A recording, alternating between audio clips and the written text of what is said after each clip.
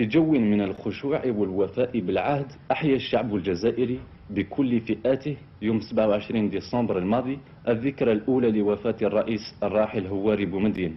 وبهذه المناسبة أقام مركز الإعلام التابع للجيش الوطني الشعبي معرضا للصور والوثائق حول حياة الرئيس هواري بومدين.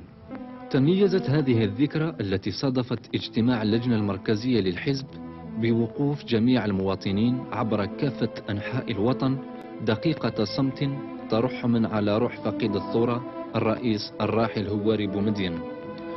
ونظمت عدة مسيرات شعبية إلى مقابر الشهداء ترحما على أرواحهم الخالدة، وألقيت عدة محاضرات عن أعمال بومدين في جميع الولايات، كما تم تسمية كل من مطار الدار البيضاء الدولي وجامعة باب الزوار باسمه.